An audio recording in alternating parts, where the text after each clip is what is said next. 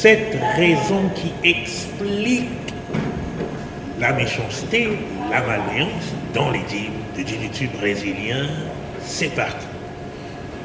Bonjour, je suis Jean-Serge Ngouba, le spécialiste de tes relations plus établies au quotidien. Et je commence par la première raison. La première est leur parcours. Ces personnes ont eu des parcours parfois très difficiles jusqu'à l'obtention de cette ceinture noire.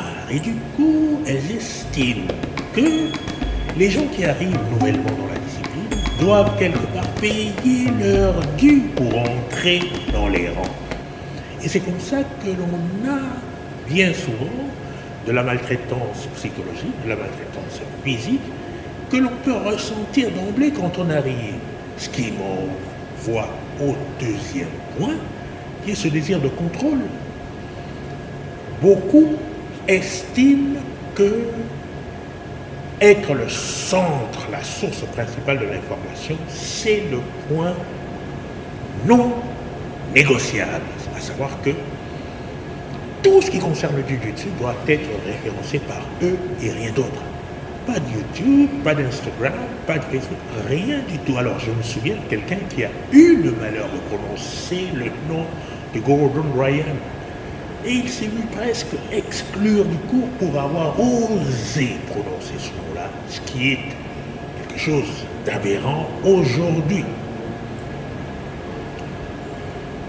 Ceci nous emmène au troisième point qui est le manque d'empathie quelque part. Pour beaucoup d'entre eux, être débutant, c'est lointain.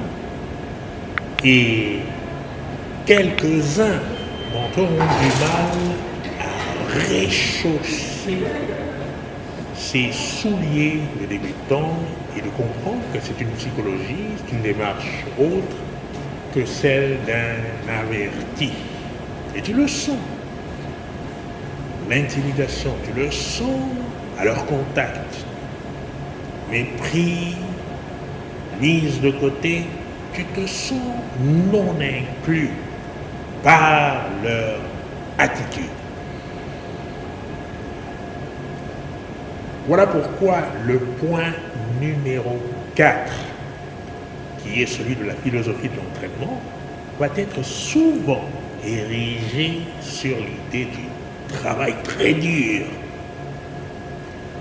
John Donner disait déjà dans un poste qu'il fallait un équilibre entre le travail intelligent et le travail dur. Je lui ai répondu dans le message en disant, mais le travail intelligent, c'est ce qui donne un certain avantage parce que, quelque part, nombreuses sont les personnes, nombreuses sont les académies dans lesquelles, dans le monde, on travaille dur.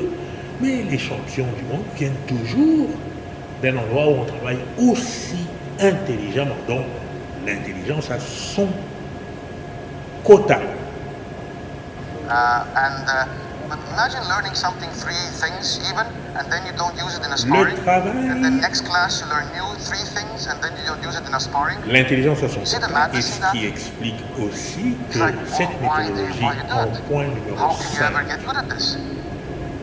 échauffement technique sparring, est très vieille et mérite aussi des aménagements que très peu de gyms, de coachs sont volontaires à effectuer dans leur environnement. Et c'est un vrai problème. Le temps a démontré qu'il fallait des aménagements à cette idée où on s'échauffe de façon calisthénique, faire des ponts, courir partout, et ensuite on fait des techniques avec 15 000 détails pour après finir par des sparring qui ne sont même pas monitorés.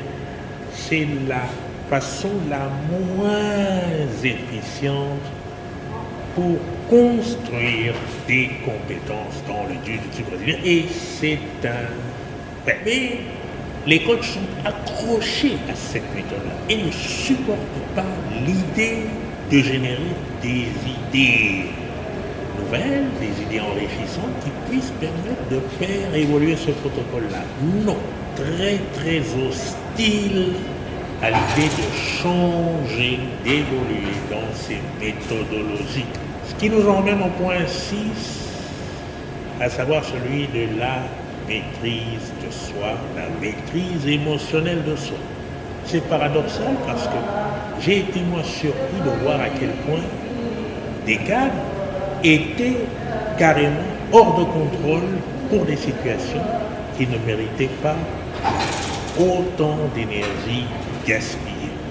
Tout simplement souvent pour avoir été d'avis différents ou d'avoir été d'opinions différentes. En tout cas, c'est ce que j'ai pu, moi, expérimenter assez durement, de façon complètement gratuite.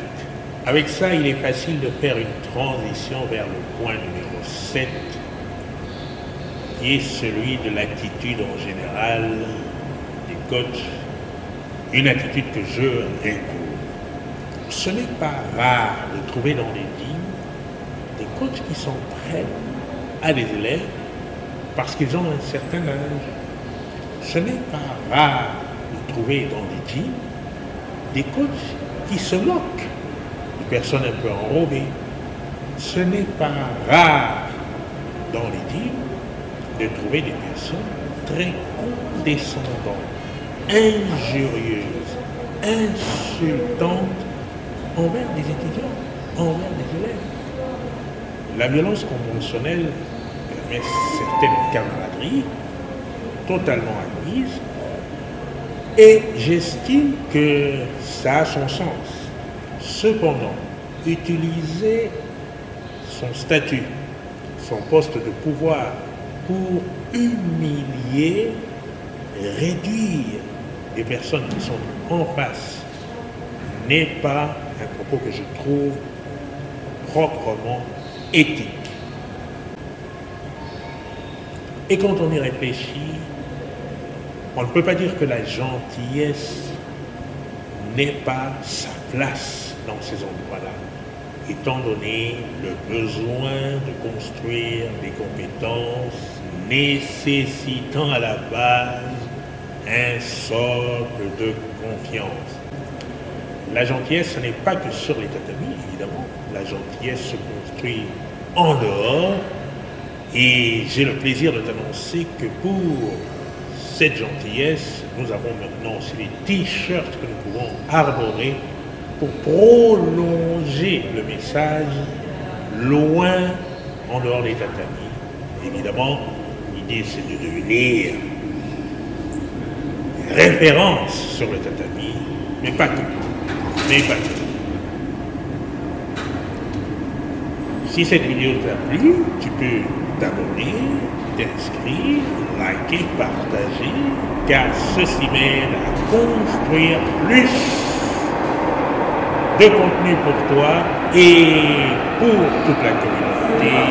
Je te dis à la prochaine vidéo.